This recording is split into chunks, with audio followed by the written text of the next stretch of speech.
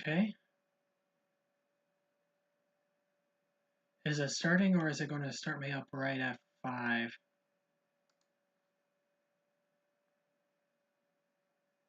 Okay, hello?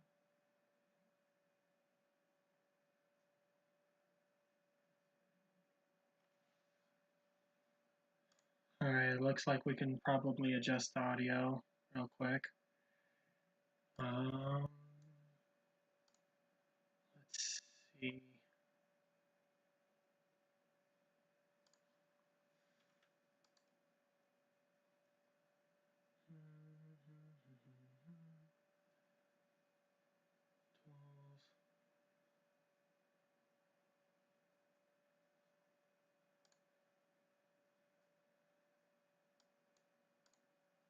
Is there a way I can change the source for the microphone? Hold on.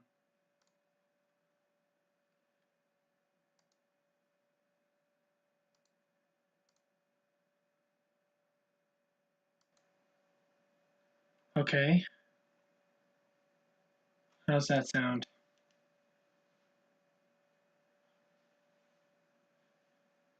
Let me pull it up on my phone and see if that changes anything. Okay. How's that sound?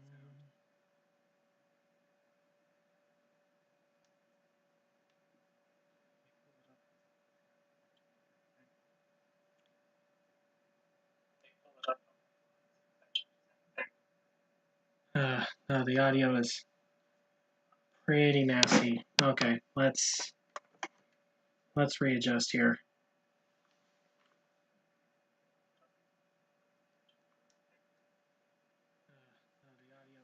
All right, is that better? The audio is pretty nasty. Okay, let's readjust here. Okay, so the audio sounds fine now.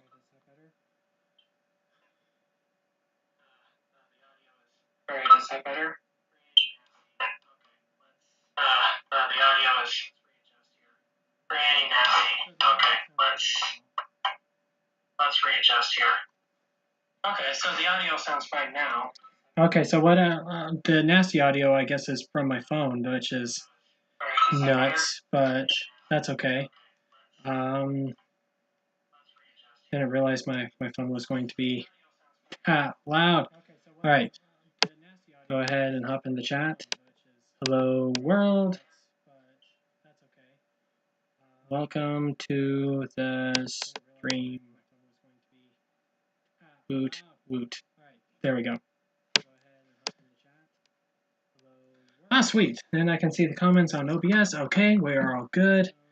Everything is good. Everyone's happy. Everyone is in love. Fill that window so my computer doesn't flip out as much.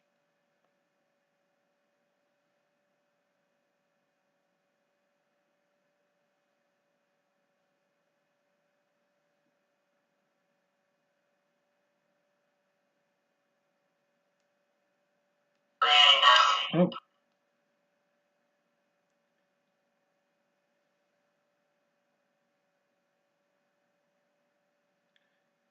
Okay, and I got the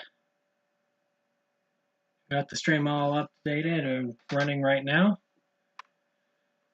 Should work out. If it doesn't work out, somebody please comment and I will try to adjust and fix things over here on my end. Until then, because we have a couple of minutes until we fully start.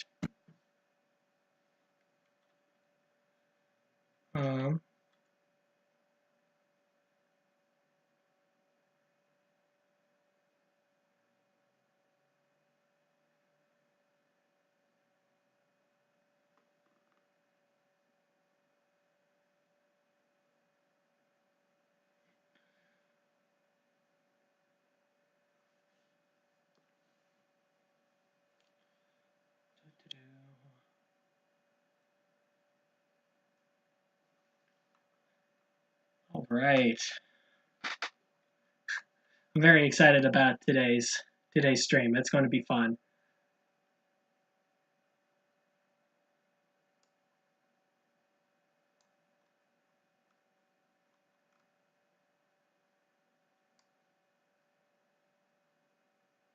Yeah. Adjusting some of the sliders here, and yeah, about 6 minutes until we start. Cool. What do I do until then? um, hmm.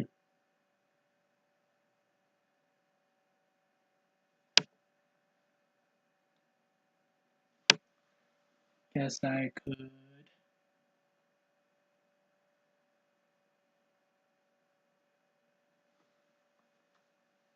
I'll add another comment here.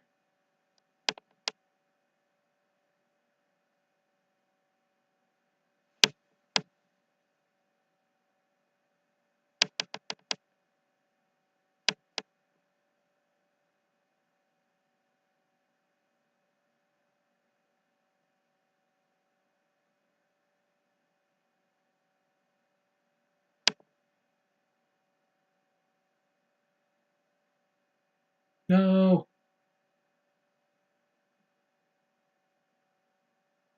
Accidentally retracted that message. Hold on.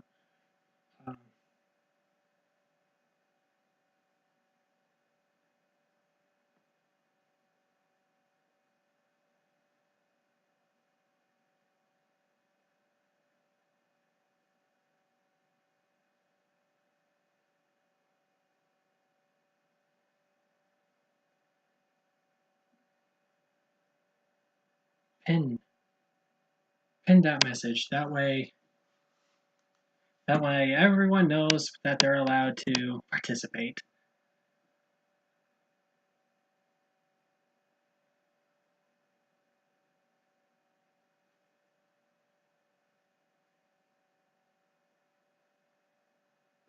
All right. 4 minutes. This will be fun. Very, very excited to do this. I've been looking forward to this for a long time. Of course, you guys know that if you've been seeing the posts and the regular videos. I've been talking a lot about this.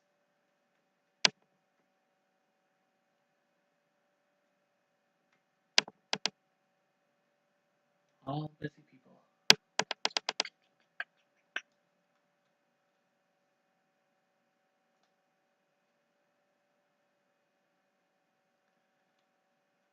All right.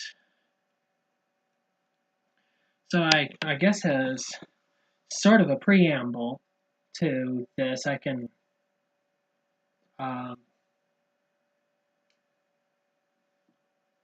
let's just talk about what I've been reading recently. That sounds like a good idea. I've been reading Spider-Man 2099 recently. I have like thoughts on a video I want to do in the near future that involves some of the concepts from Spider-Man 2099. So that's been like the video I've been listening to, not video. Wow, that's been the comic book I've kind of been reading and enjoying as of late. Pretty good stuff. Pretty happy with it. It's been pretty good, pretty fun. We had that. We also have been reading Birth of Venom. Lots of Spider-Man comics. General Kenobi. Every hello there kind of deserves a General Kenobi. That's how I feel. Hi, how are you doing? It's nice to see you again. Batman Superman fan just joined in. It's nice to see you again. We're going to start up here in just a couple of minutes.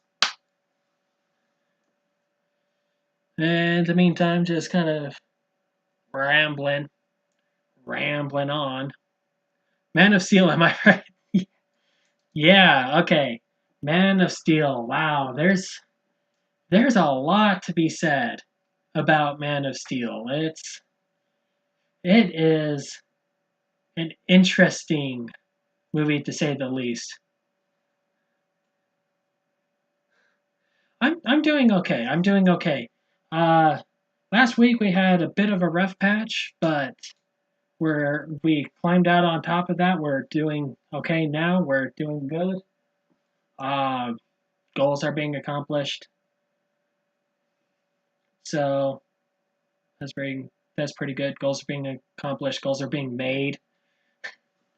Uh, it's been nice to have, like, I didn't really have this when I was in school, but now I have like time to really devote to the channel and to work on the channel, and that's been hugely refreshing.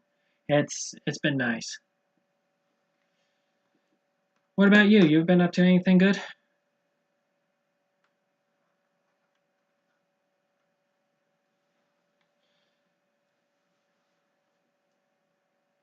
Going to start up here in another minute or so. Less than a minute. It's 4:59.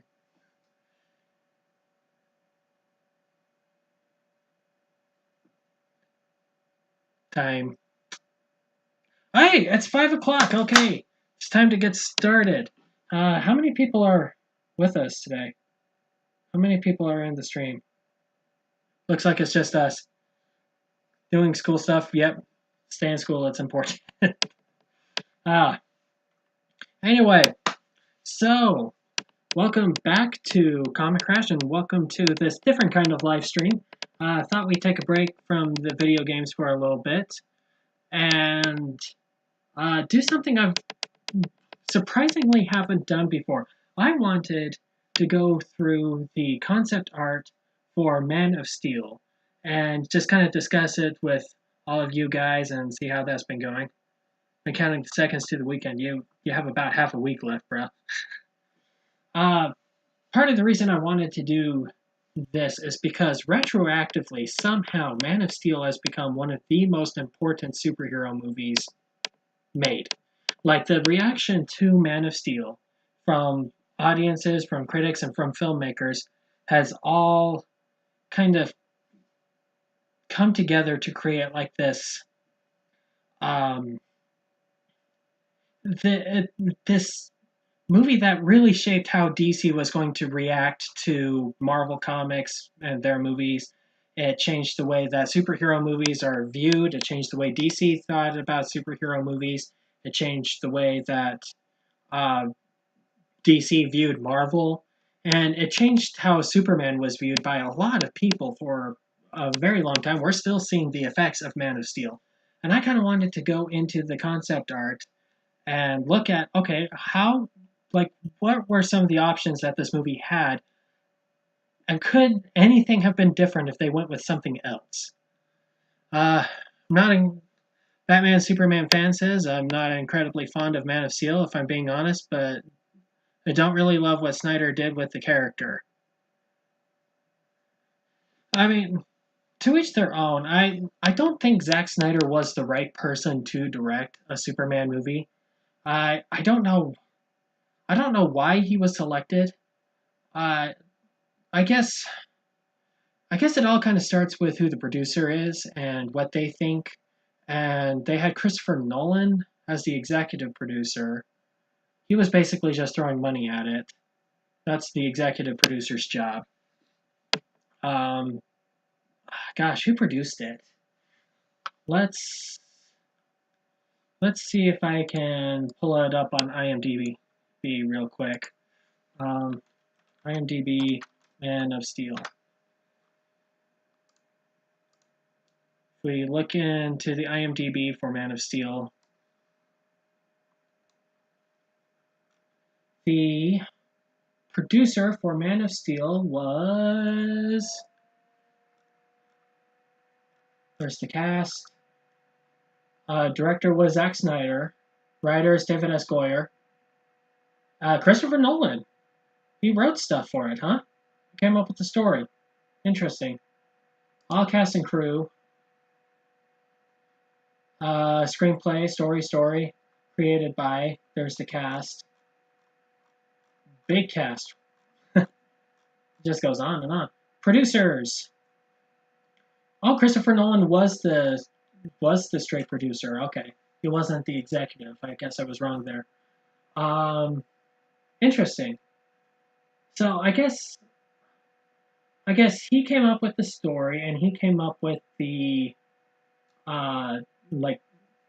David Goyer came up with the script, And from there, they would have hired a director based on what his vision was for that script. So I don't know why they selected Zack Snyder.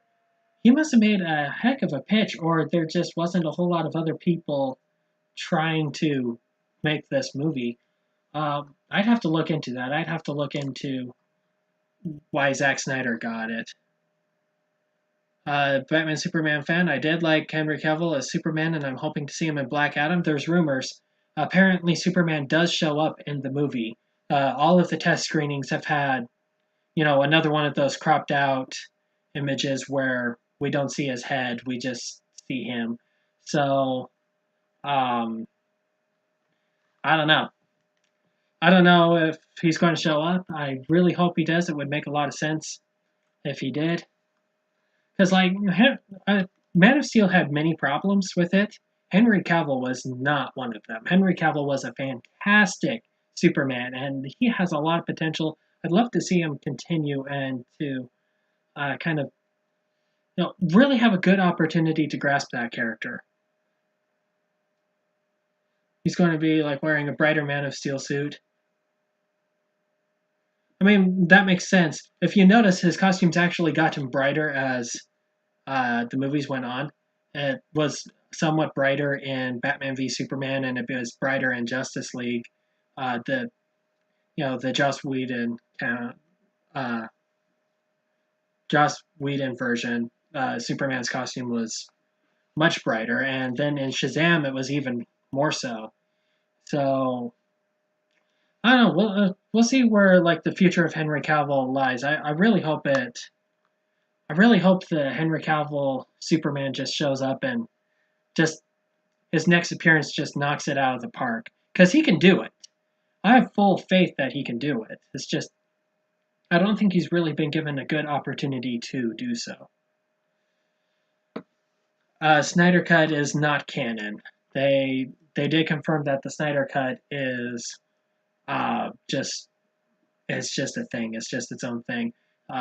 When the Flash movie comes out, whenever it comes out, next year, I think, or is it the end of this year? I don't know. Whenever the Flash movie comes out, it's going to be branching off of the theatrical Justice League rather than the Zack Snyder cut. They're not going to continue the Zack Snyder vision. They're not going to try and do that apocalyptic thing, which I'm okay with. I don't want to see another movie where the big pull of it is that there's an evil Superman who's lost Lois and now he's gone crazy, because Superman wouldn't go crazy if he lost Lois. Let's just do that. Didn't they recently say something like the Snyder Cut never should have happened? I did hear about that. I think the controversy around that is that it was found there was a bunch of Twitter bots that pushed the release the Snyder Cut thing. So it was kind of a rigged movement, but there were definitely real people behind it. And I think it did some good things. I don't know if it was better than the theatrical cut. I think the Justice League movie I really wanted to see was somewhere between those two cuts. I wanted something as serious as the Snyder Cut. Well, not as serious, but closer to the serious level of the Snyder Cut, while keeping the bright and hopeful vision of the future that the theatrical cut had. Something I wanted to do for a while.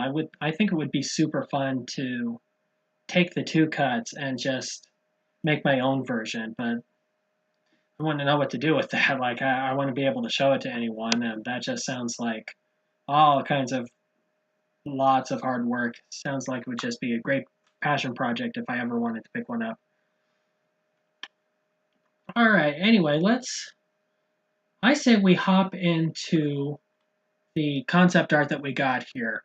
What we've got here, I've got 3 tabs. I haven't looked at any of this concept art yet.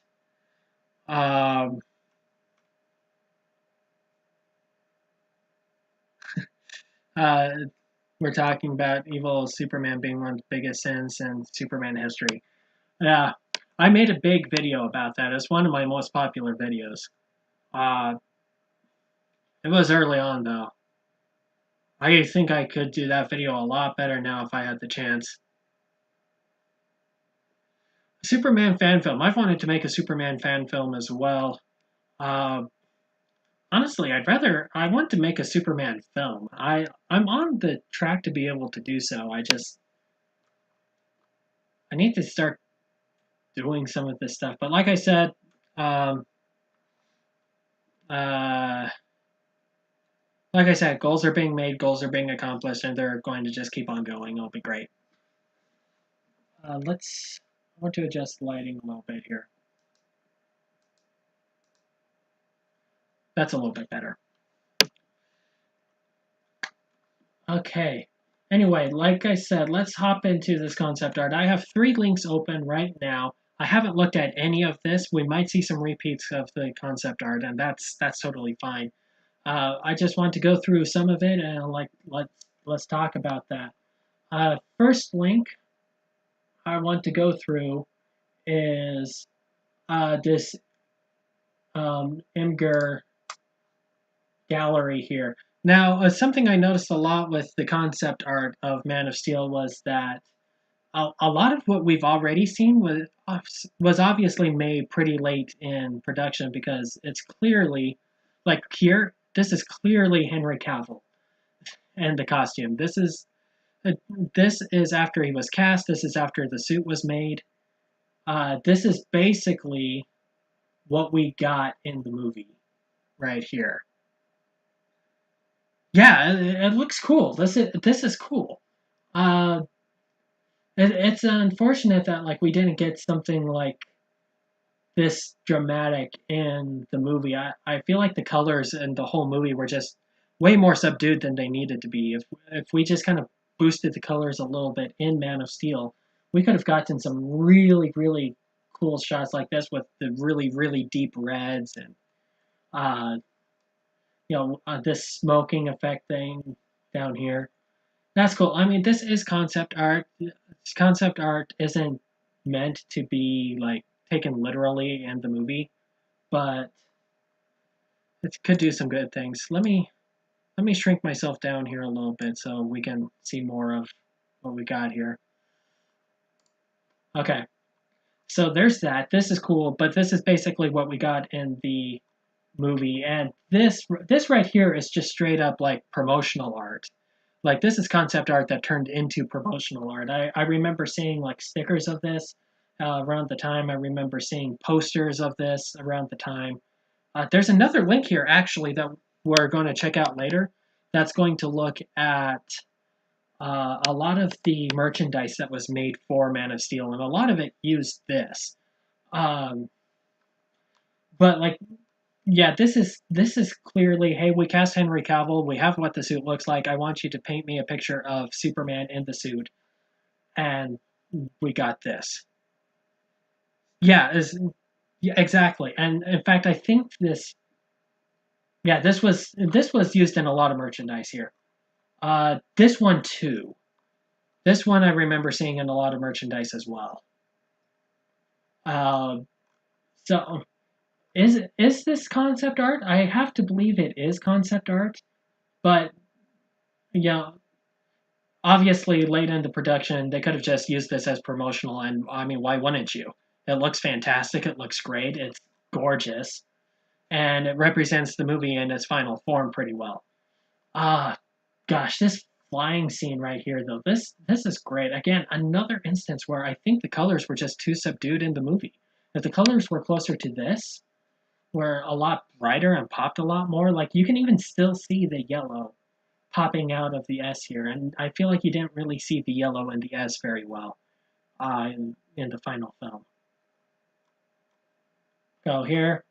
I don't remember seeing any merchandise about this one specifically, but again, it does look later. It looks like that is still Henry Cavill, and that is still the final suit. Again, the yellow popping a lot more. Not much more to say here. I like the smoking effects here from when he's taking off. That is one thing someone pointed out to me recently that I was surprised about. Apparently, well, not apparently, but if you notice, Superman never takes off slowly. Even when he has an opportunity to take off from the ground slowly, he doesn't. He always blasts off into the stratosphere. And a criticism I heard about that is that uh, this is how Zack Snyder sees Superman. He sees Superman as a powerhouse. Whereas if you watch like the Christopher Reeve movies or Brandon Routh or even Superman and Lois, uh, or um, there were some instances in Smallville, he will have the slow takeoff. Uh, uh, Lois and Clark, the New Adventures of Superman, they have the slow takeoff, and it's really cool. It's really dramatic, and it works really well. Uh, let's see. Let's get into here. Batman Superman fan. You know, I never really loved the Man of Steel S. I didn't like the littler part in the top left corner where it went down like that. Okay, I remember when the suit first came out. I was just out of high school. I was just about to go serve my mission, and I saw the suit and I saw the S symbol. I wasn't a fan of it at first either, but the more I looked at it, the more I'm like, actually, you know what? I get it. This is cool. I grew to love it. I do know that there is some concept art though where it's a lot more traditional. Uh, this S is a lot more reminiscent of like some of its earlier iterations in the early 40s. And people kept pointing that one out that it looks like an early 40s version. Um, so maybe we can pull up like an evolution. Actually, let's go ahead and do that right now. Let me pull up an evolution of Superman's S shield.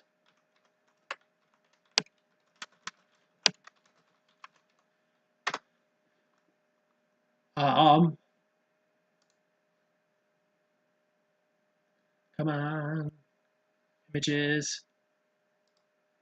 Oh, not the link. I want the image in the new tab. Okay, how's that look? That doesn't look good at all. Okay. Ba, ba, ba, ba. Okay, yeah, all right. Here,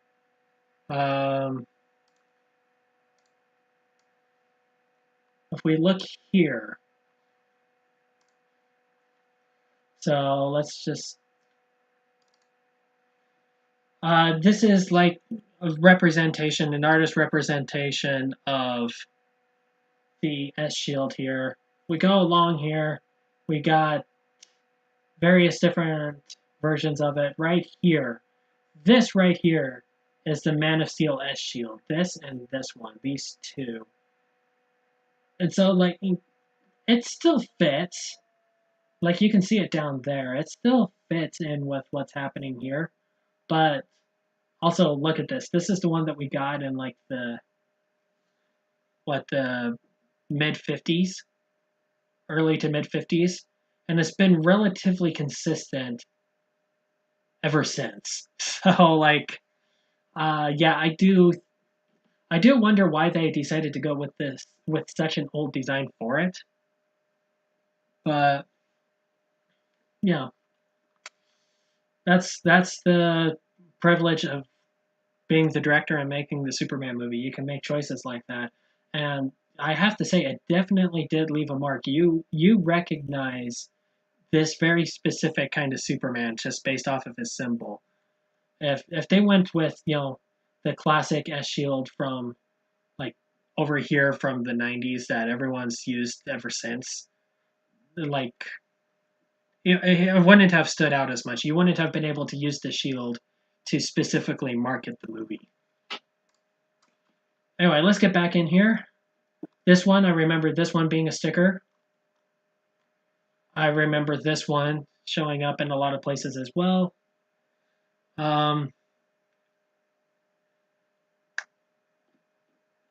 Okay.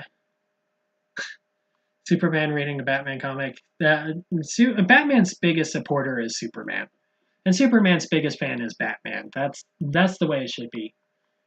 More concept art that again was used as marketing material. I don't think there's any difference between this one and this one other than just the eye effect and the lighting effect. I guess that would be important because, like, if you're making the movie, you would want to see like how heat vision would like affect his skin, how the lighting would bounce off of him. So having the same picture twice would really help in showing that off. More of the same later concept art. I hope this isn't all what it is. Here we go! Here we go! This! Now we're getting into some different kind of concept art. Now, apparently, Zack Snyder said that he looked at hundreds and hundreds of pictures of Superman before he settled on the design they eventually came up with. And here is one of them.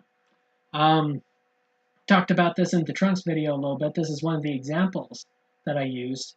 Let's see, we have this kind of swoopy hair style that we saw later in the New 52 comics. The suit, I kind of love like how this like, there's like this alien webbing stuff on it. If you look carefully, you can kind of see that. It's like, it's really, really slick. And it's all clearly one piece, like the boots are not a separate piece from it. He has trunks in this one, and the yellow belt and the shield looks really good. I really, really, really dig this costume. This is fantastic. Man, this would have been cool to see. I think it could have used some more of the 3D texturing. Like I said, it does look like it's all one piece. The S is just flat against the costume. The boots are flat against the costume. It's all just one piece. That's okay. Sometimes typing is ridiculous. And the cape looks really cool. I think the cape looks like it's about the right length, and the colors look fantastic in this. This is cool. I could have lived with this. I would have, again, liked the 3D texturing, but that is neat. Go down here a little bit more. Here we have a costume that was getting closer to the final costume, but there's still some significant differences here, especially with how the cape connects at the top. Looks like it kind of makes like a collar here. So that's pretty neat.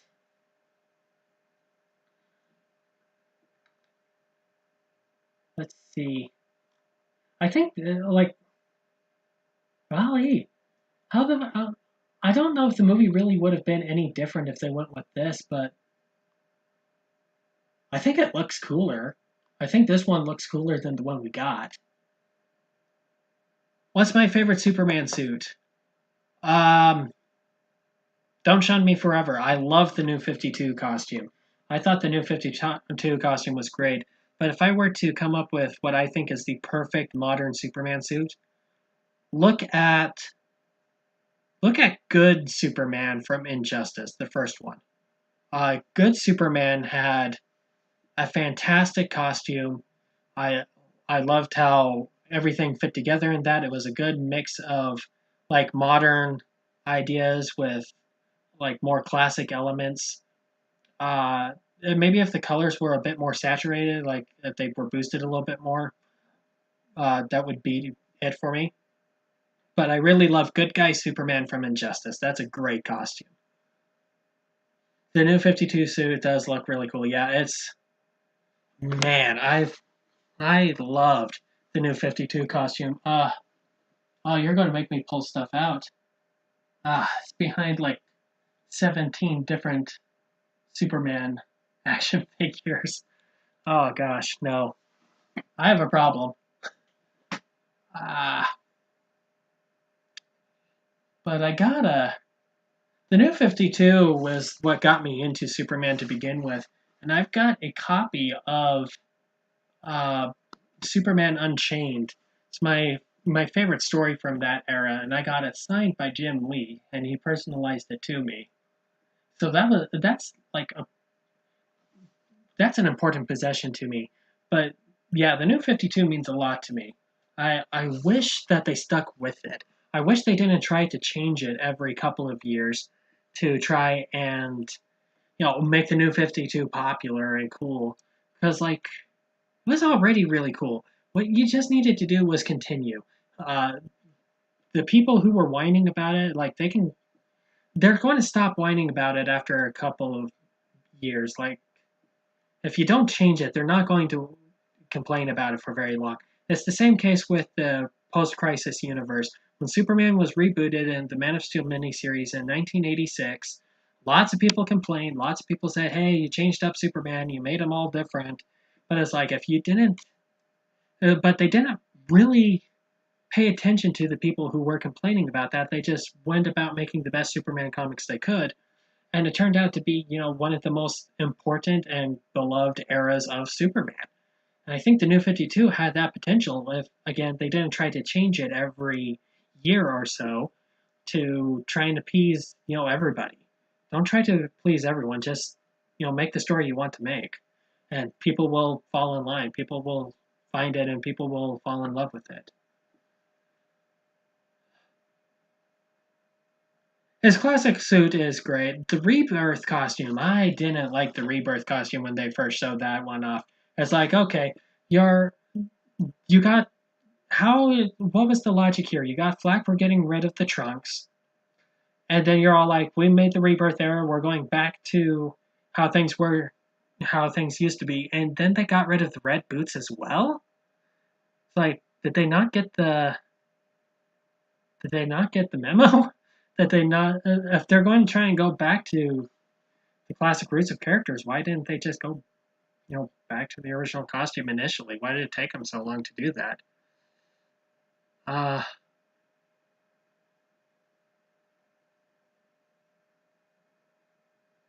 Okay, so there's another interesting point to bring up. Comics really are not that hard to get into. And even when things get crazy, they don't get so crazy to where you can't get the gist of what's going on as things happen.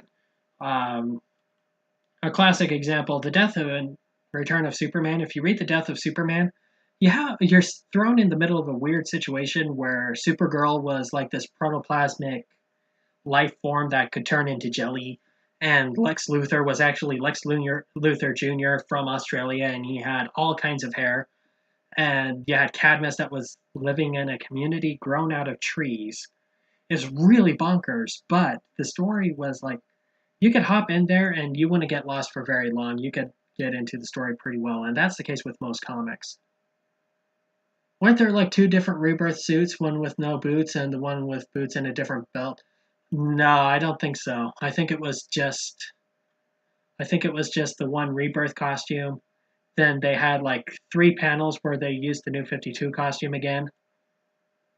And then John Kent, his son, did something that merged the New 52 and the Rebirth Superman together, and that gave him his classic costume back somehow. Unless you're talking about the Lois and Clark costume, which I can easily pull down here. Right here, unless you're talking about the Lois and Clark costume, which he used like right before Rebirth and like a little bit during it. And this is when Superman was like, there were 2 Supermans on Earth at the time, and this one, who was the not New 52 Superman, but like the classic Superman from the dead version of the DC universe, he had like this black stealth suit that he would do like Black Ops Superman work in. It was a cool book. Lois and Clark. If you are of any interest, go pick up Lois and Clark. It's a great story. Superman was really cool in it, and it leads right into Rebirth and does some really, really cool things. But if there was a second Rebirth costume, this was it. He's wearing like a blue suit with his red boots and the belt he wears in the Fortnite skin. You're going to make me look this up now. Let's see what we got. Rebirth Superman costume. Images. Oh!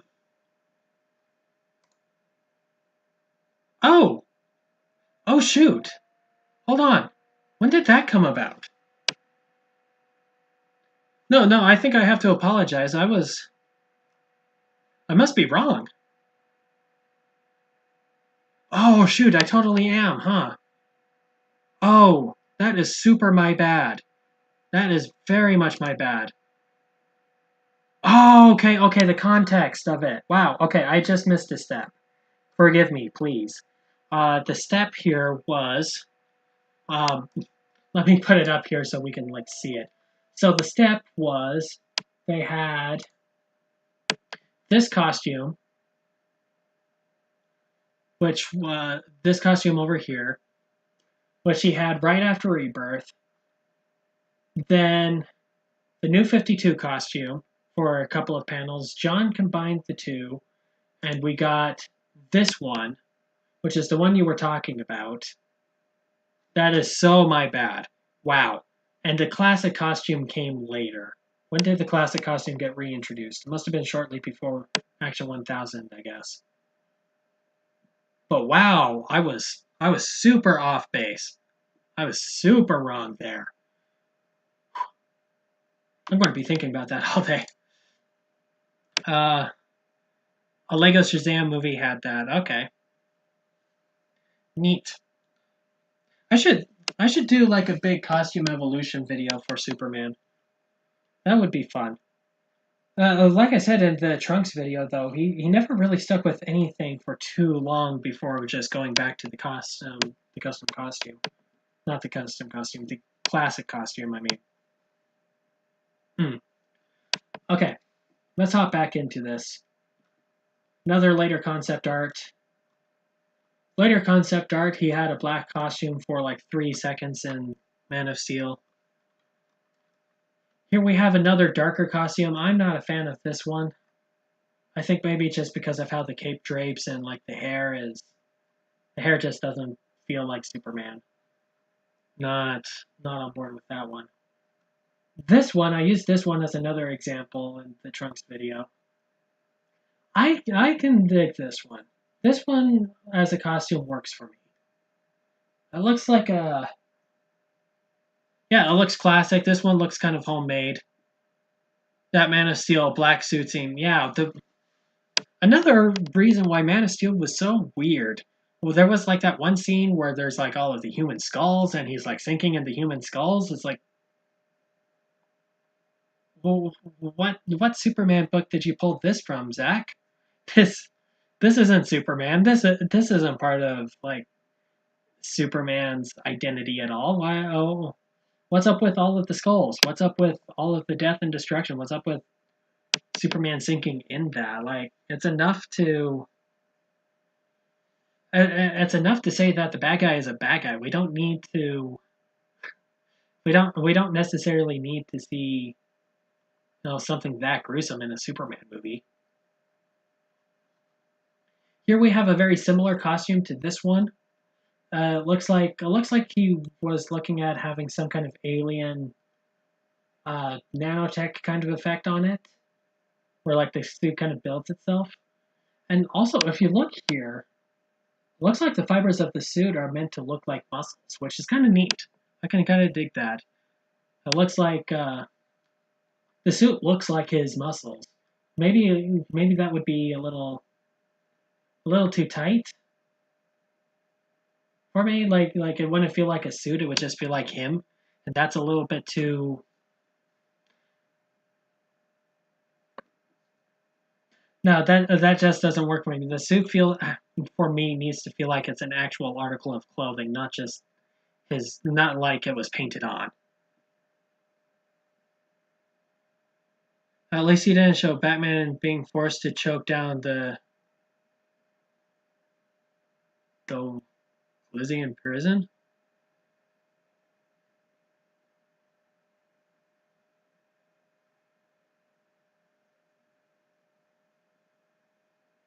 Huh. Sorry, I don't know if I completely understand what we're saying.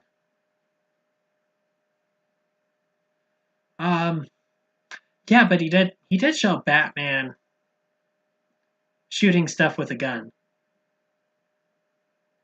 At the same time, it's like the way he portrayed Batman was like I can see where he was coming from, and I could see why he would think that his portrayal of Batman was acceptable, because it's very, very similar to how Batman moved in the Arkham games. But I don't know. Ow.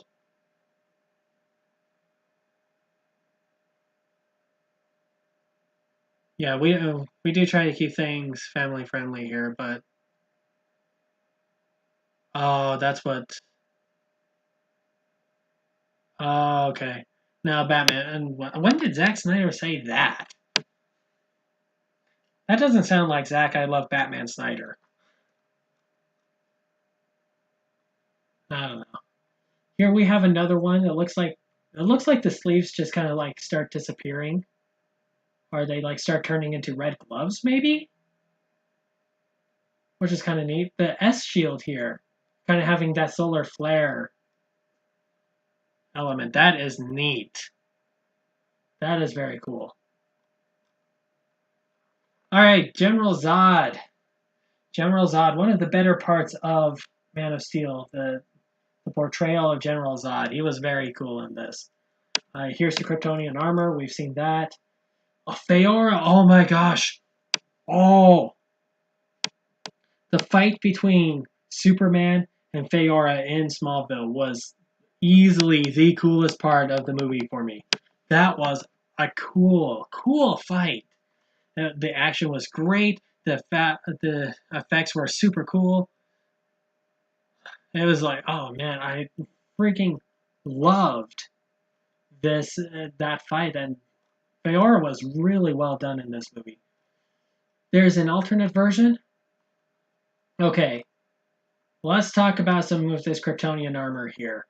It looks Aquaman-ish to me. Like I could see this armor coming out of an Aquaman movie. It looks like I know that Krypton was trying to go for like this organic, kind of grown out of the world kind of thing, kind of aesthetic. This looks like it was made out of a bunch of conch shells. I could see this being in the Aquaman movie. Maybe it inspired something there. Yeah,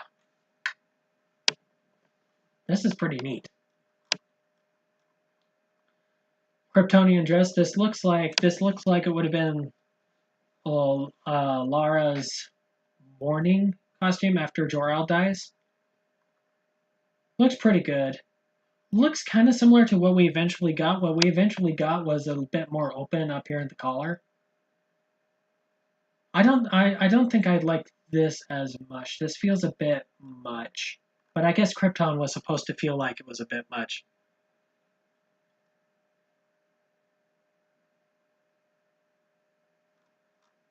Okay. Yeah, I don't know. Anytime someone posts something that this is what Zack Snyder said, I kind of have to take that with a grain of salt.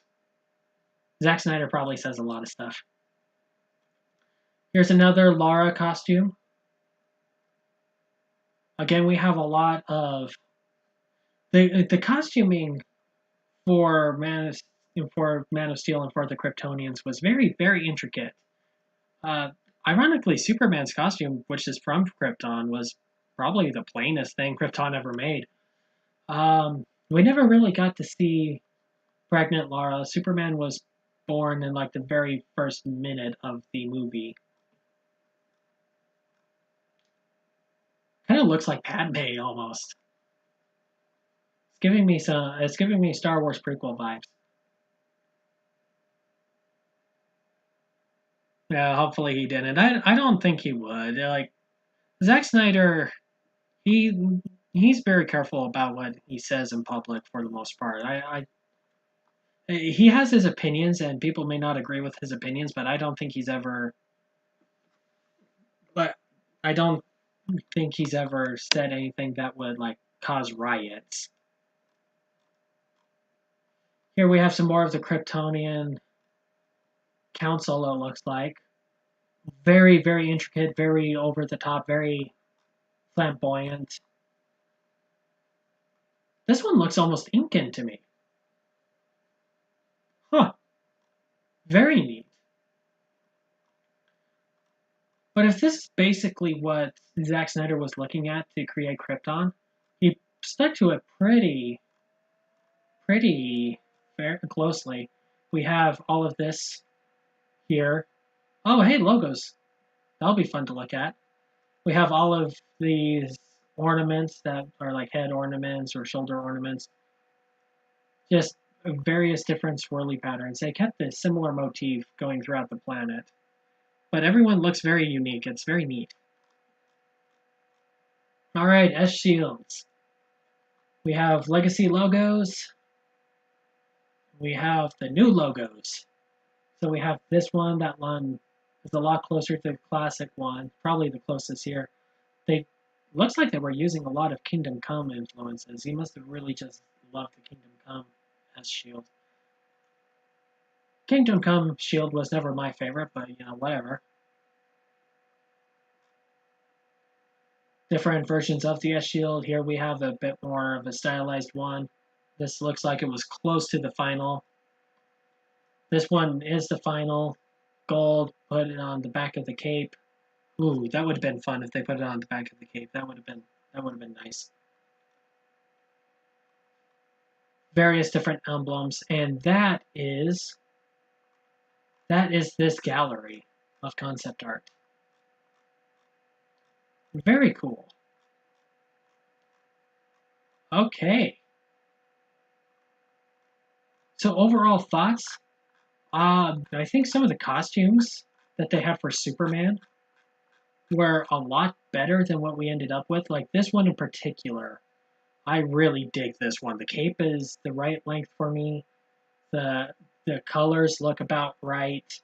The shield looks really good on him. Like, this is the costume I wish he would have worn instead.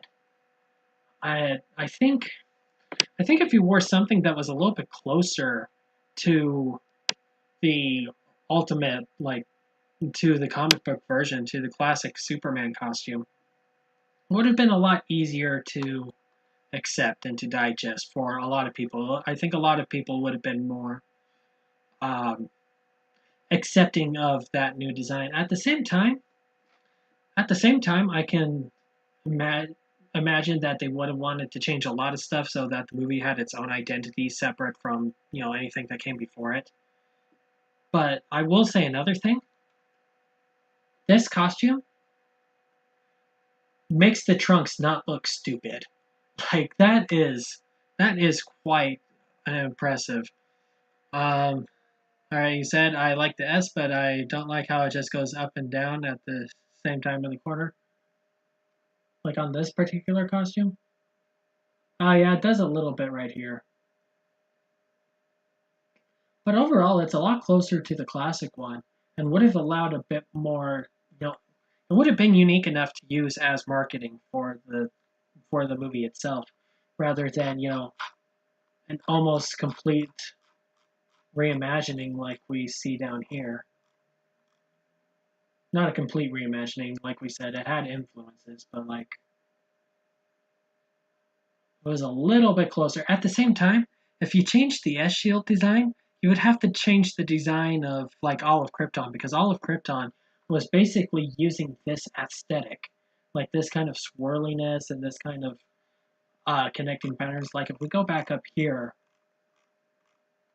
like you can see it in like the headdresses that has the same kind of themes going around through it.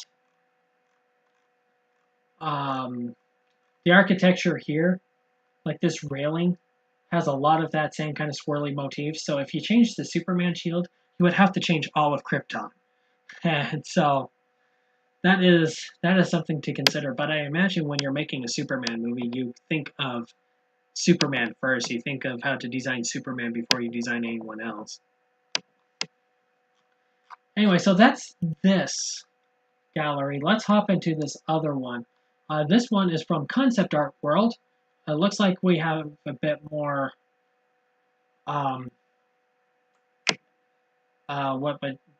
we would have a bit more landscapes and set designs in this one, which would be nice. That last one was basically costumes and characters. So let's look at what we got here. Very highly conceptualized Superman costume here. It's obviously not very final. You have like this sort of S shield that's not really an S shield here. The face is blotched out. It's obvious they were just kind of using this as a placeholder for like scale and ultimate theming.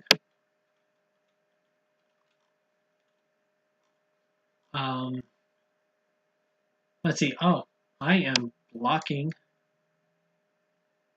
concept art on this one, so we'll just move you over here. Okay. So we got the interior of the ship here. That looks pretty cool. It looks about what we eventually got in the final. That kind of like almost insectoid kind of feeling to the Kryptonian ship. Like these pods look like they could have been like holding insects or something. I mean, Krypton itself kind of felt insectoid to me. That's how I would describe it at the end of the day. Let's move me down a little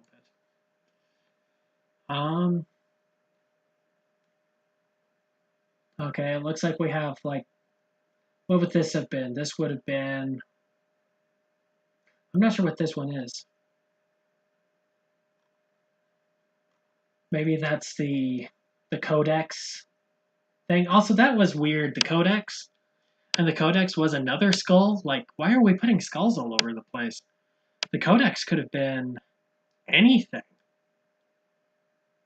Codex could have been, yeah, it could have been anything. But why did we use a skull? That's just so weird. Unless they were going to use like Brainiac, and all the skulls were supposed to play into like a Brainiac thing later. I do know there were like 3 canceled sequels to Man of Steel. They had planned a trilogy of the Superman movies, and then Warner Brothers producers pushed putting Batman back in the series as soon as possible. So the next one had to be Batman and Superman. You could say Krypton's bugging. Very, very bug-like in my mind. Here we have the like costuming thing that Jor-El used for a total of 1 shot in the movie.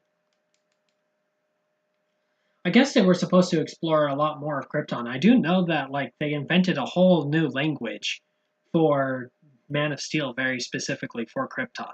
You can look it up. There's a website that will teach you how to speak the language they came up with for Krypton in this movie, but they ultimately didn't do it. In fact, in Batman v Superman, they added like some lettering to the S shield, and it had like some quote about hope, I think.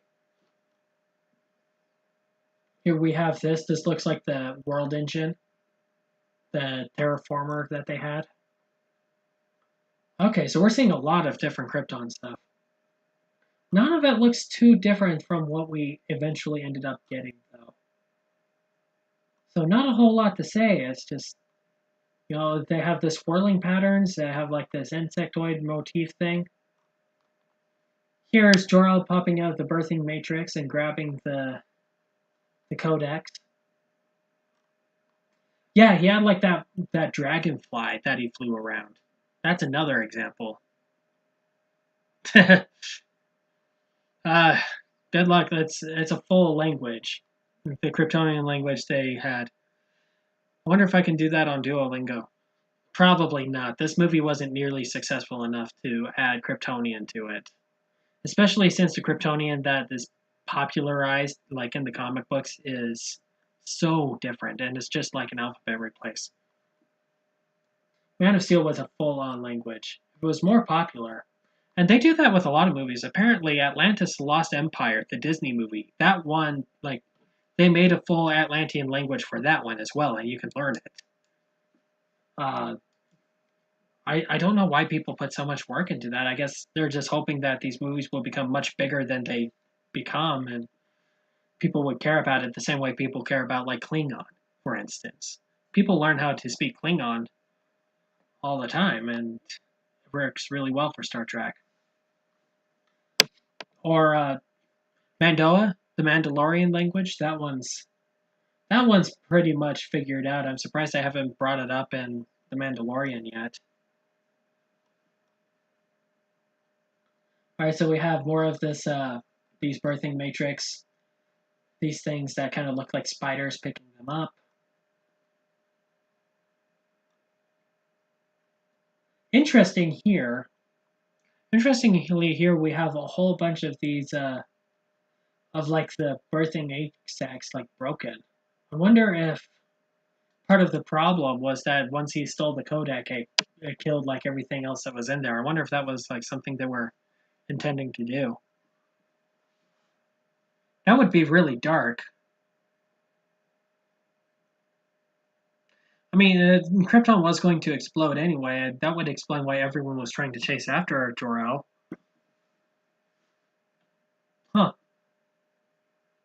That's a possibility I haven't thought about. Interesting. Looks like we got one of those World Explorer engines. Here we are. Now we have some creatures from Krypton. We have like this this flying anteater thing. 6 legs, again, insects. 6 legs again on this yak thing. Different head options for it. The little dragonfly creatures that they were flying around on. Man, they put so much work into how Krypton would work. And it just didn't lead anywhere. They're never going to go back to that version of Krypton.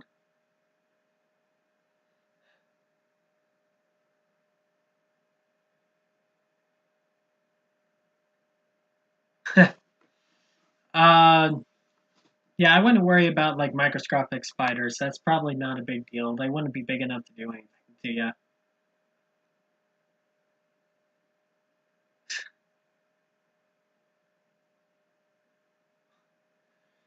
Okay, more head options. Just showing different ways to go about it. You have these dragonflies. This one is a lightning bug. That's cool. This one looks like some kind of like fire truck version of whatever creature they were using before. Almost looks like a monster from Horizon Zero Dawn. Got some more in here. Here we go. This is cool. If this is supposed to be Cryptopolis, the capital city of Krypton, this is really cool. I can dig it. I like the green. I like what the green could mean later on. Like, this could be the eventual, like, origin of Kryptonite. Golly. Man, some people put so much time into making Krypton just gorgeous, and it didn't work. And then we have the farm. Good old Kansas. They have 2 barns. Nice. That's interesting, 2 barns. I wonder if they were going to try and say that the Kents were also livestock farmers, as well as, like, crops. That'd be interesting.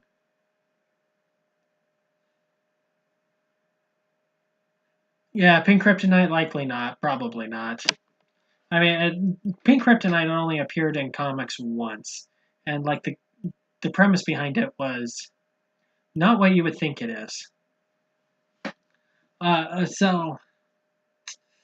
Okay, backstory. There was an alternate version of Supergirl who was not Superman's cousin, but someone completely unrelated to him.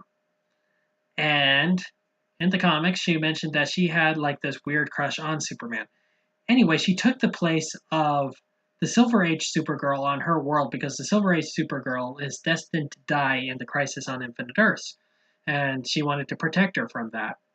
So she went to the alternate world and just hung out with Superman and enjoyed crazy Silver Age adventures from the mindset of someone who was not from the Silver Age and not doing wacky adventures. And that's where Pink Kryptonite shows up.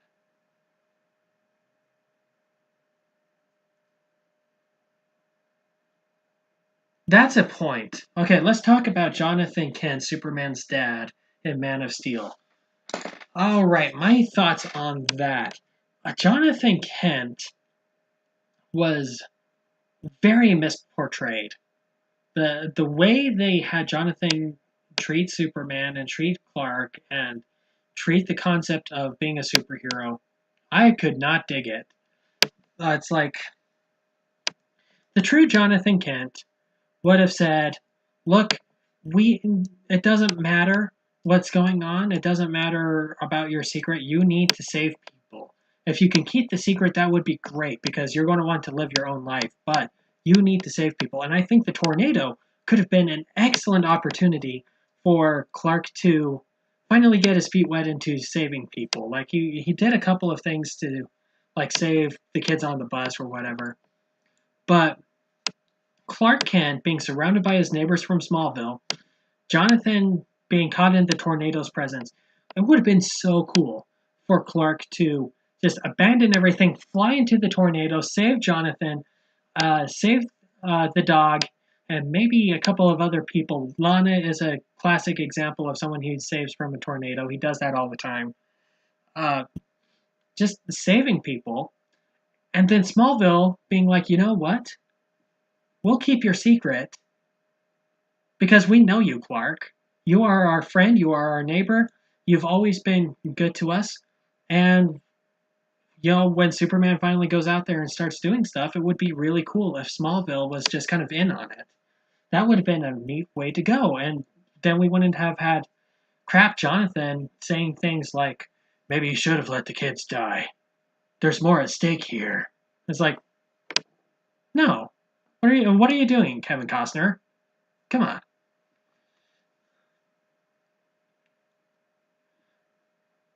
Yeah, Jonathan dying from natural causes. He does that in the comics. He did that in the Christopher Reeve movie. He did that in Smallville. That's fine. I can accept that. Showing Superman, showing Clark that he can't control everything, that's fine.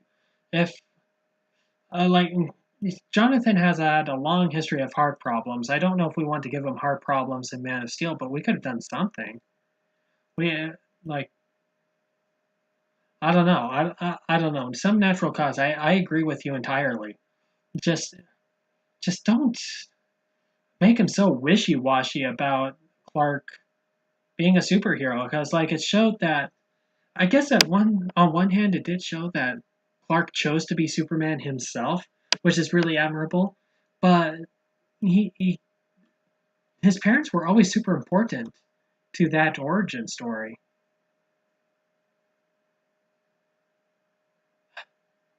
Yeah, Superman's parents living, I'm totally cool with that. That's how I always pictured Superman's family. Superman needs a supporting cast, and his parents can be a really important and really big part of that.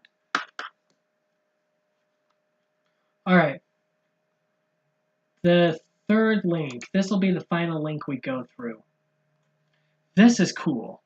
If any of you don't know, let me introduce you to the Superman homepage. This is the number one place to get information on Superman. This is the best place to go. And when I was looking around, I found that they had this gallery of Man of Steel stuff. And it's not just concept art, it's everything. It's cast photos, it's merchandise photos, it's photos of, you know, uh, events that were taking place. It's very, very, very cool. Superman homepage. I love these guys. Huge, huge shout out to them if they ever come around to seeing this. They are fantastic. But here, starting off, we've got the normal things here. We got the cast photos. Um, Plano, Illinois. They have a map of that here, and that's the town where Smallville was set. Building sets there. Oh gosh, they built like full towns here. That's ridiculous. Lots of photos here. If there's anything like significant, we can go ahead and click on the photo and we can look at it. Alright, this is not a great picture. To be fair, this part of the site would be almost 10 years old. But this right here, I think this is the first time Henry Cavill was seen in the suit. Like, out in public. Yeah, that's weird to think about. This, wow. It's been about 10 years, hasn't it? Huh. Fascinating. Alright, so we just got some more photos from the set. I understand that, like, okay, so the Superman homepage hosts this podcast that I absolutely love. It's called From Crisis to Crisis. You can find it on basically anywhere. But one of the hosts of that, well, they both work for this site, but one of the hosts was able to go to the set in Plano, and I think these are all his photos that he took while he was there. Yeah, you're telling me. I have the poster for Batman v Superman hanging up in my room, and it has the big coming in 2016 date in the center of it, and that's like, oh yeah, time just keeps on marching forward, doesn't it? Okay, Sears being built in Plano, Illinois. Sears put a lot of money into getting their name in this movie. So did IHOP.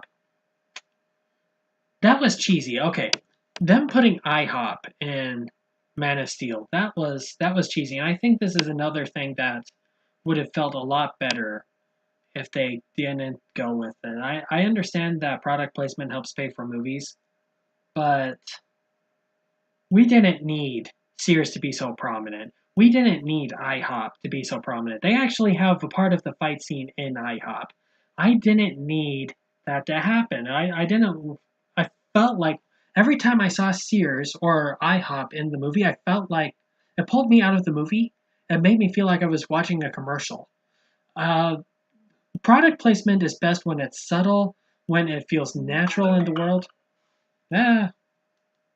People yelling at me. Okay, we're good.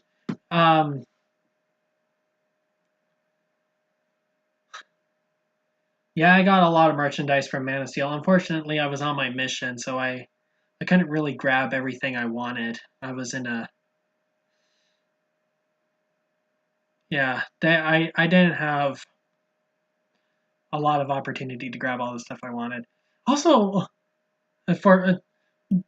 maybe when I go to Las Vegas Comic-Con, that's something I should keep an eye out for. Because I do love a lot of the stuff the merchandise that came from Man of Steel. We're going to see some of that merchandise here in a second.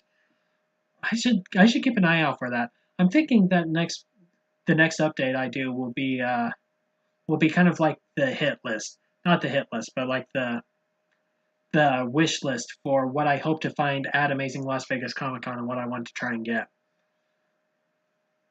I think that would be a good way to shake things up. Yeah, it was just, the product placement was so blatant and so obvious.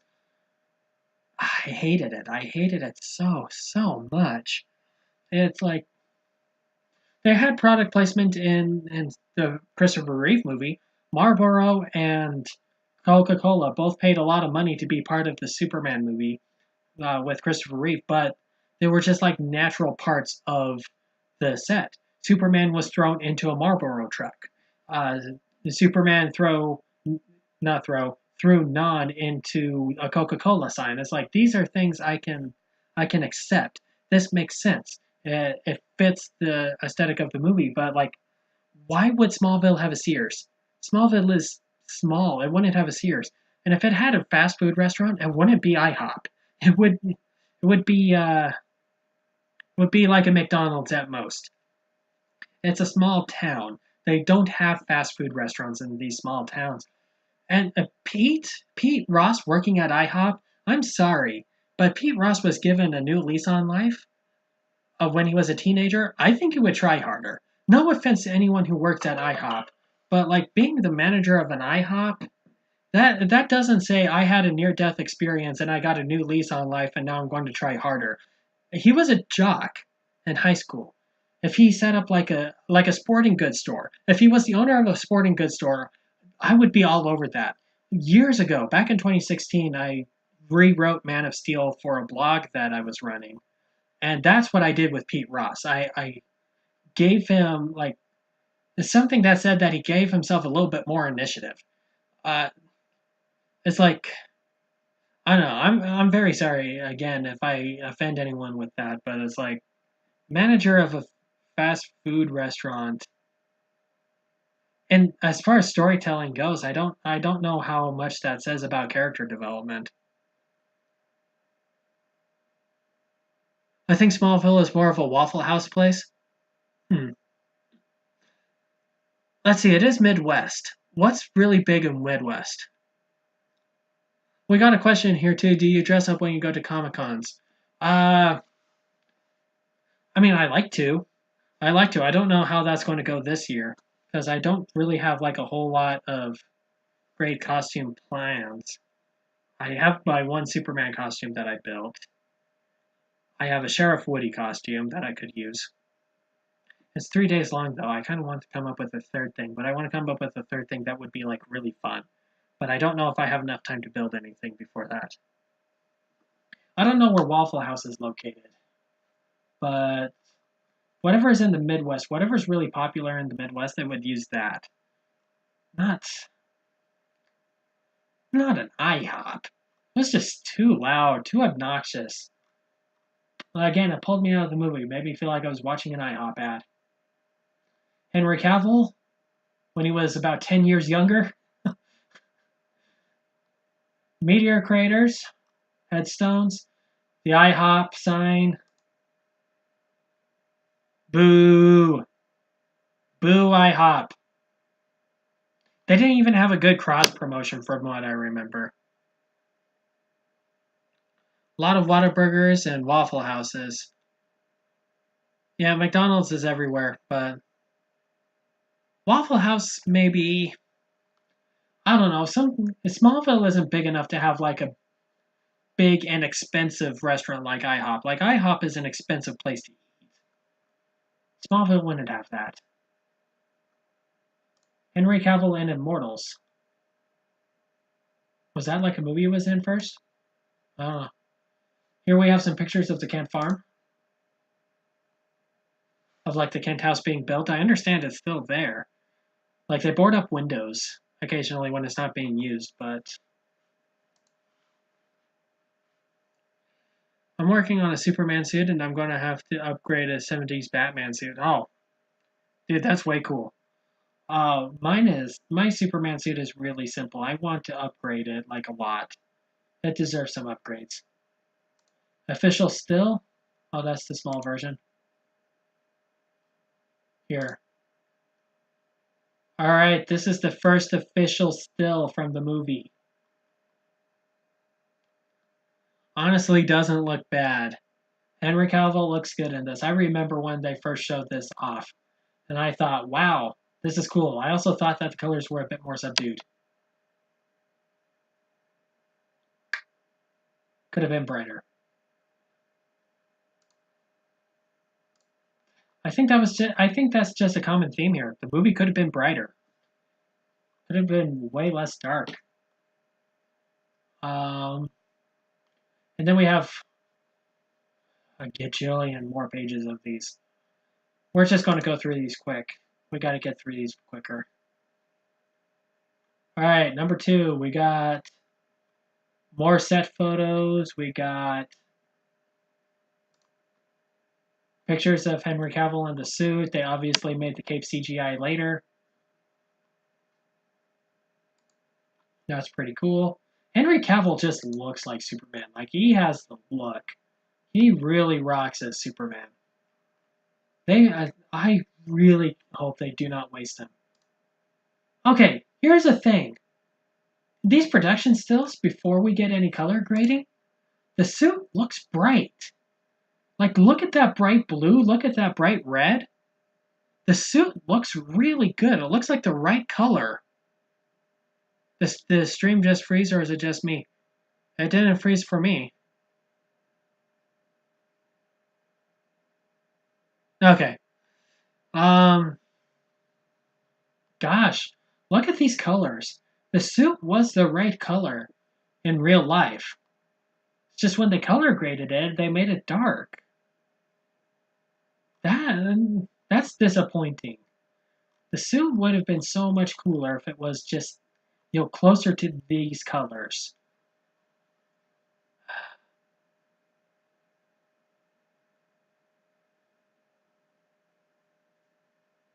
Gosh. That that makes my heart sad. Because that was probably the biggest problem this movie had, was just the color grading. The color grading, if they fixed it, if they made it brighter, they made it closer to like this. Like that would have solved a lot of problems. That would have changed the entire tone of the movie. Go ahead and make Krypton dark. Go ahead and make Krypton look gross, but like when we're on Earth, Earth should be more hopeful. Earth should be brighter, and this looks fantastic. And if they started off with a brighter tone for Superman, who knows? Maybe the other movies would have followed suit. Okay, we have like that rescue here, the oil rig rescue. That's cool. That scene was cool. Official logo.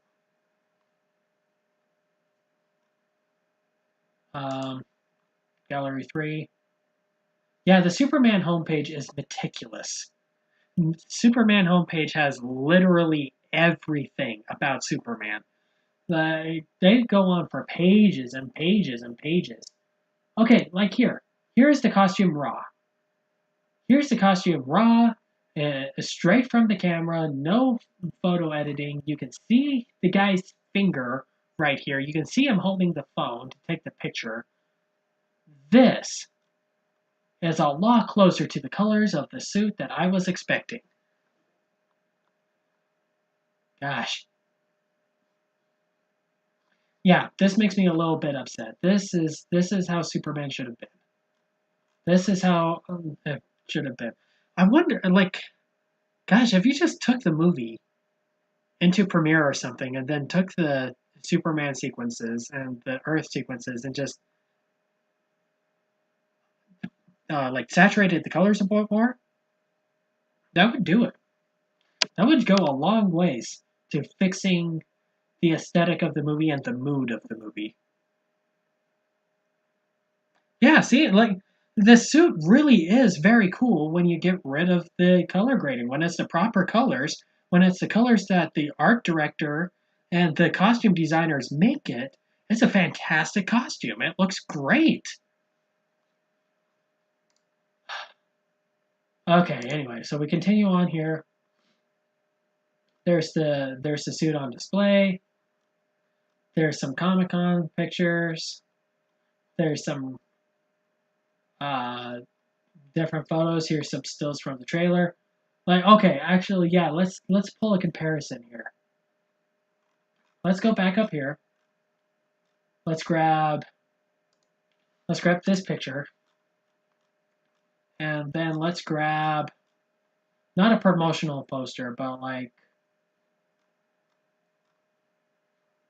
a shot from the movie.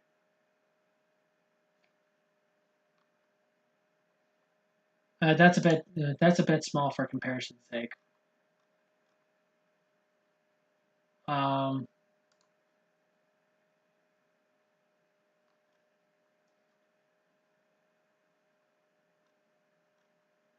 Okay, let's go with this, the Empire magazine. Okay, so here we have the poster after it's, not the poster, the costume after it's been through Photoshop, after it's been through the color grading that the editor and the director decided on. And here's the costume raw. Like, you can see the difference in tone and in mood and in atmosphere that just changing the color on it does. That is That is amazing. Wow. Here's the... that's not it. Hold on. Here's the Movie Master, the Mattel action figure. Looks like they were going off with the raw costume.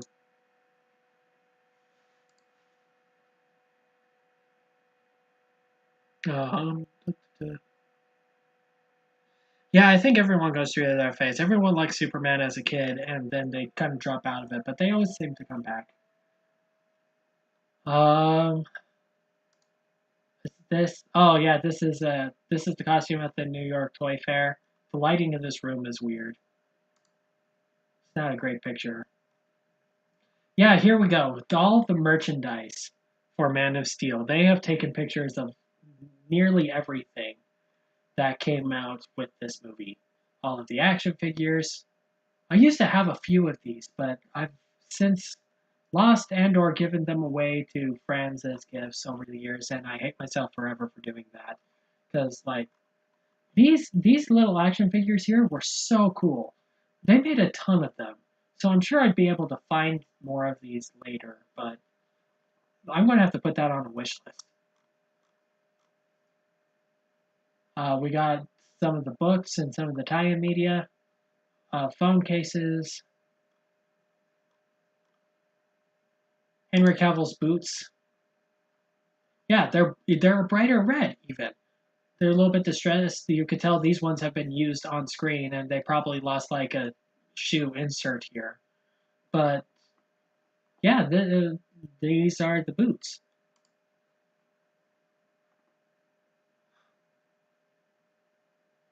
Okay. Let's see what we got here. When I started rewatching all the Superman stuff that I loved when I was little, now like Batman and Superman are my favorite characters. I can tell that from your username. A Man of Steel action figure. Yeah, oh gosh. I used to have the Movie Masters. I used to have this figure. And I loved this figure so much. The sad story about this action figure and me, though, is that I was on my mission. I didn't get along with my companion at the time. And I felt bad about it. And right before he left, I gave it to him as a peace offering. He shipped it off to a different person, like immediately afterwards, like right in front of me. And I didn't say anything about it. It's like, look, if you're not going to keep it, I'm going to take it back. I hate that I did not keep this figure.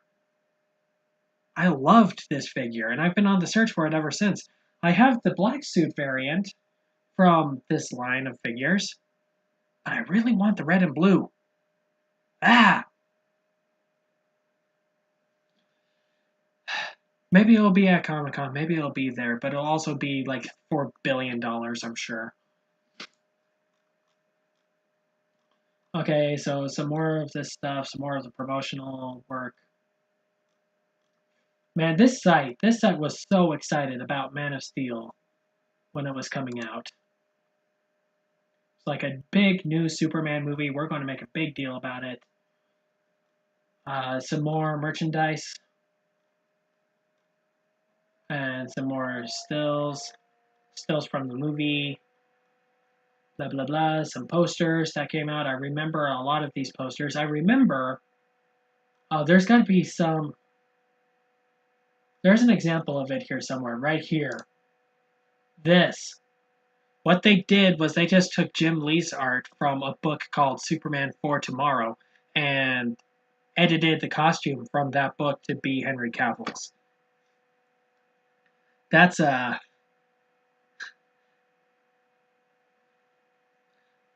it sounds like okay. You'll have to let me know what you find out about that figure later, but yeah, Man of Steel, this a lot of the promotional art, they literally just took Jim Lee's art from Superman for Tomorrow and just recycled it. This is another instance of that.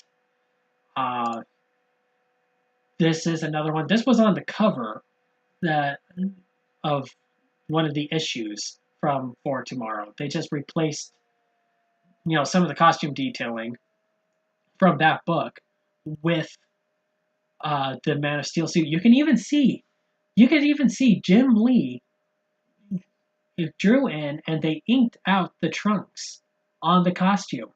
And then some Photoshop artists came in here and tried to get rid of the trunks without compromising the original art. Like that is fascinating right there. It really is just that suit with wow. I remember seeing that and I recognized it instantly and I thought it was almost lazy, but not lazy enough for me to complain about. I want this figure. The Square Enix Play Arts Kai figure. These are cool figures. I would love to have the Man of Steel one.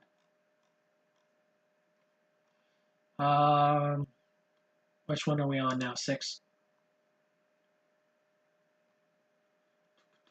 Empire Magazine. Advance tickets. The soundtrack. A couple of statues. All kinds of different t-shirts that tied into it. They had the San Diego Comic-Con exclusive Superman and Zod 2-pack figure collection. That's cool. Lego figures of all the characters. I had a couple of Lego Superman here. I've since lost them. I would like to get one back. TV spots. There's a lot of pages to go through. We're just going to do this quick. Some pages from books. Yeah, if you have a few hours to burn, just hop onto the Superman homepage. It is all kinds of fun. Love these guys. They have a Facebook group too. If you're active on Facebook, they're totally worth talking to. They're great. Looks like we have prequel tie-in comics. I need to get to prequel tie-in comics. We got more posters, more action figures, more toys. This is cool. We got like symbols of the different houses on Krypton. House lore. That's cool. Van. Some of these I recognize.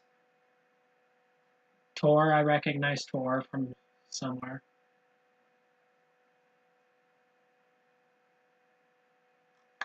So that's pretty cool. Oh no.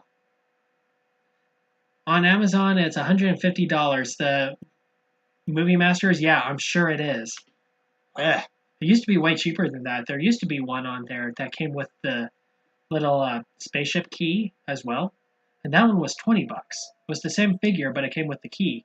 I kind of wanted that one, like that one specifically, because the key sounded really cool to have. But, whatever. I don't even care if it's, like, in package. I would open the package anyway. So, like a loose figure, I'd be okay with.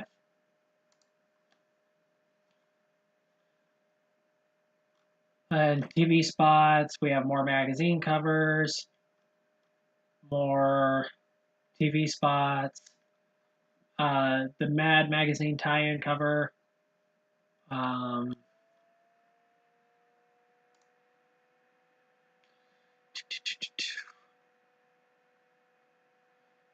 the suit on display, some of the other costumes on display, some of the actors, behind the scenes photos, we got some press conferences, looks like some Comic-Con stuff. Steve Eunice. Steve Eunice here, he runs the Superman homepage. Cool guy. Cool guy. He knows his stuff. Oh no! Reopen close tab.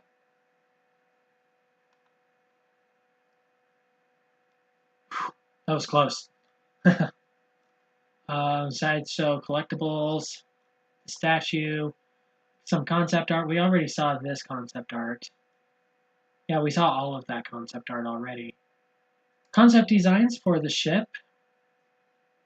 That's pretty cool, putting the S-Shield motif in there. Well, let's see. I loved Man of Steel when it came out because I used to not care about story as much and just wanted to see cool action, but now I care about the story and character a lot more. Can't fault the movie for its action.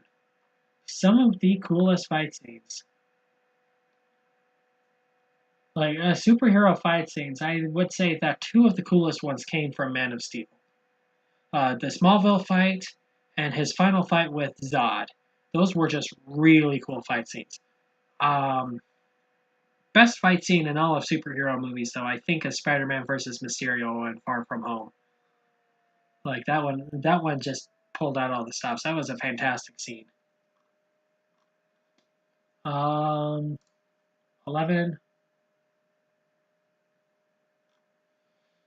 Okay.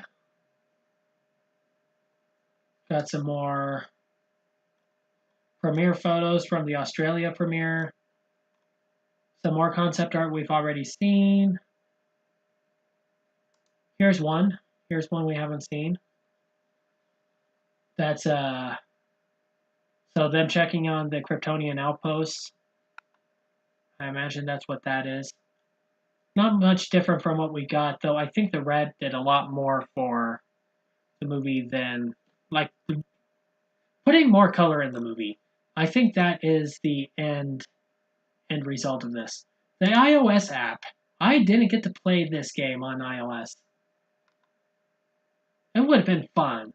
I didn't get to play the Man of Steel game. I think a Man of Steel game would have been fun.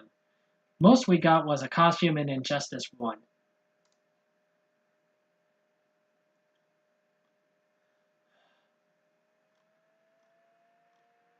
Some more concept art that we already went through. Don't need to necessarily go through it a second time. The Hot Toys 1/6 scale figure. Hot Toys 1/6 scale figure, it comes with a command key. That's pretty cool. Alright, some more of the merchandise that came out. I remember being relatively underwhelmed with a lot of the merchandise that came out, especially by the time of Batman v Superman, because they just recycled a lot of the stuff and it just wasn't as good. They didn't have any fun toys. They just had like really cheap looking toys and such as like, come on, I want like better stuff. Tab app Elite Man of Steel screen. I don't know what this is. Probably some app I'm not a part of.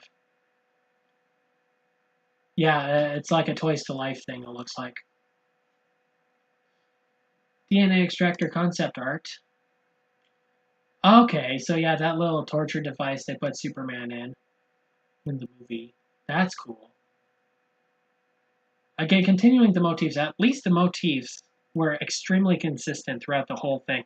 And I wonder if Zack Snyder just like ordered a bunch of mood boards, and from the mood boards they said, okay, make something like that, and then they just built everything around that, because this would have taken so long if they made concept designs for literally every single thing for forever. I remember that game, the iOS game. I don't. I wasn't a part of it. Like I said, the movie came out while I was on my mission. I didn't have a phone. I didn't get to see the movie until like 2 years after it had already released. Everyone spoiled the movie for me. And, yeah. As a missionary, I wasn't really allowed to watch really movies. So and it came out right before, like right as I was about to leave. So I didn't get to see the movie for a long time. I hated that. I just got to see all the merchandise around it, and I didn't get to see the movie itself. I did eventually, though, so it's okay. We're okay. We have the Japan premiere. We have the Blu-ray boxes and the box set. This is cool. This box set here, that would be cool to have. Just more toys. More of the Square Enix toys. Chinese iced tea. Like, they go as far as to find Chinese iced tea that had Superman on it and posting that on the site. Henry Cavill and Super Grover. Yes. I love it. I love it so much. Um, Australian cologne. They go deep. They really document everything. Especially since they were there for this movie and it was just an exciting movie. They had to be a part of it. They were part of like the press crew that got to go to it. This page actually, Superman homepage, they got a shout out in Smallville. Like in Smallville, they had like this one scene where they were looking at a bunch of conspiracy theory sites about who the Blur was, who was this mysterious superhero, and they had the Blur homepage, and it was the Superman homepage, and it was fantastic. The NECA figure, we got keychains, command key, a ring, Jor-El for toys, Jor-El figures, more screenshots from the movie, behind the scenes stuff. Okay, the costume designer. This is the costume designer. He did a good job. I'm sad that his work was destroyed by the color grading. That reminds me of the funniest thing for me.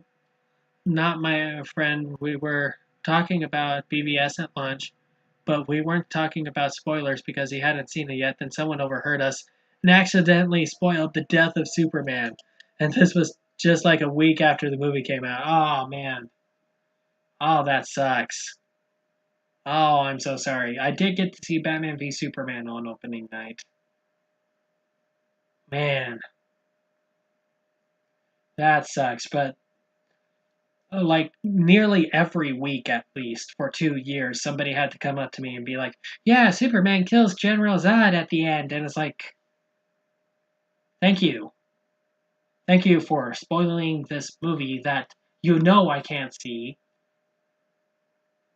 So stop it. All right. That's that. That's everything the Superman homepage has. So if we were to go ahead, if we were to go ahead and just summarize all of my thoughts about this, Man of Steel set a weird kind of tone for the rest of the DCEU, and the weird part about it was that they really didn't adjust after that. They kept the same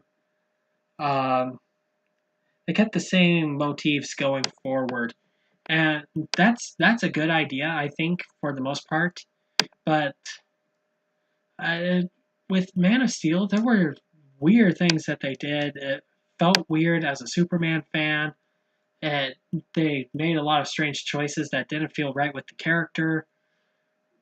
But if they were to change anything, if any of this concept art proves anything, I think it proves two major things. One, the costume could have been better. They had better options for the costume, and like I said, they looked at hundreds of costumes, and we only got to see like 6.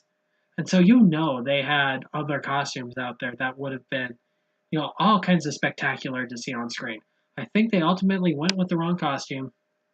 I think they ultimately went with the wrong choices in color grading. If the movie was lighter in tone, like in physical tone, it would have changed the whole atmosphere of the movie. People would have really latched onto it better. People wouldn't have compared it so much to Batman. They would have said, "Oh yeah, this is a Superman movie, and it's a high action Superman movie." And then I think they could have continued to make more, and it would have been more popular with people.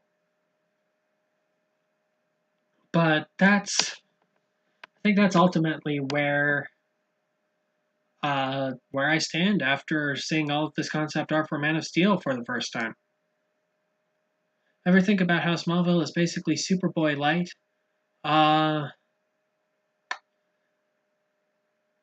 Yeah, I've thought about Smallville, and Smallville takes a lot of cues from the old Superboy comics, so that makes sense. But anyway, as far as Man of Steel, yeah, just wrong color grading.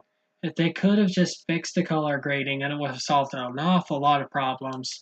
Like I said, the story itself is even fine. I'm fine with the story. Jonathan Kent could have been portrayed a bit differently. Uh, it's not how I would have done the movie if I was doing it. Like I said a while ago, I did a rewrite of it that I'm fairly proud of.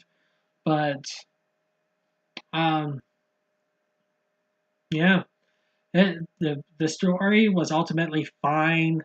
The action sets were fantastic. The the aesthetic of Krypton was amazing. Just if they toned down the product placement, if they made Jonathan not so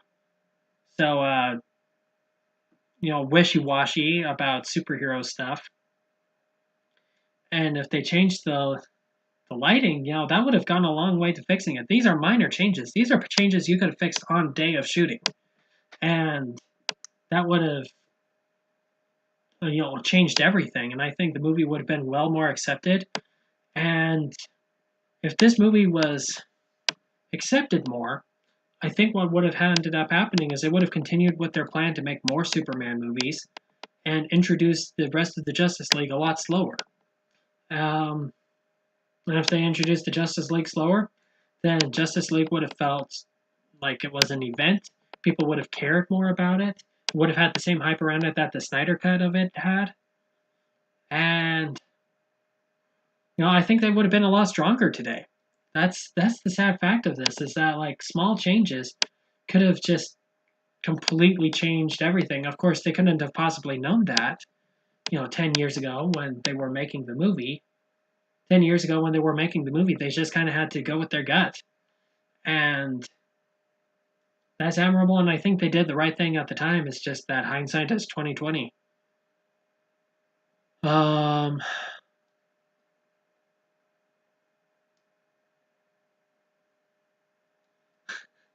yeah, Jonathan recommending that the kids die. No, Jonathan would have never recommended the kids die. He would have recommended that Clark be more careful. Death of Superman, yeah, you got to build up to Death of Superman. But making Superman die in his second movie, that's too soon. Uh, I know that the Death of Superman is DC's favorite thing, and it's the only book that they ever show off. That and For Tomorrow, but For Tomorrow kind of stunk. It was not a great story. It was fantastic art, but not a great story. And you have, um, what else is there? You've got, my train of thought just disappeared. Come back. My train of thought. I was talking about Man of Steel. I was talking about. Wow, I really just disappeared. Death of Superman. And I know that DC loves showing off Death of Superman, and they made a bunch of money when the book came out, and so they think that's the only Superman book people like, but there's a lot better Superman stories out there than Death of Superman. Death of Superman is important, but I think it would be foolish to say that it was the best they ever made and the best they've ever going to make. If they go for that reboot button, the only problem I have with that reboot button is that they're going to try and kill Superman again. And I don't want to see that. Killing Superman has almost become like the Superman version of killing the Wayne parents in a Batman movie. They have to keep doing it. They went for a reboot button too. They would replace Henry Cavill, and I don't know if I want Henry Cavill replaced. Whoever they get to play Superman, I know they'll cast someone great, but I just want Henry Cavill to be given a good shot at it. Man of Steel was close. He did the best he could with Man of Steel. You could tell he did the best he could with Batman v Superman, and the two versions of Justice League, he gave it his all. It's like if he was given like just a really, really stellar Superman movie that everyone liked and everyone like all the choices around that were made correctly. He would knock it out of the park. And like I said, Man of Steel, he did. And Man of Steel, everyone did what they thought was going to be best for the movie. It's just hindsight is 2020, and we can't blame them for choices they had to make without knowledge of how things were going to turn out. All right, well, mission accomplished. We looked at the concept art. We've given some thoughts. I said some crazy things about IHOP. I've gotten every IHOP manager upset at me, and I think that's what we got for you guys today. So thank you very much for hopping in and talking and joining, and it was fun, and I had a lot of fun doing this. Just, looking at what might have been. Like I said, Man of Steel accidentally became the most important movie DC ever made because it ultimately determined the course of where they were going to go, the reaction to it especially. So, there we go. Very cool stuff. Yeah, thank you for joining me with this. This was fun. I prefer Waffle House anyway. I have never been to a Waffle House. I've never had the opportunity to go to a Waffle House. I'll have to look for one. But hey, until next time, thank you for joining me. Have a great day. And remember to always be your best self. They're probably mad at me. Yeah, well, it happens. It happens. All right, bye.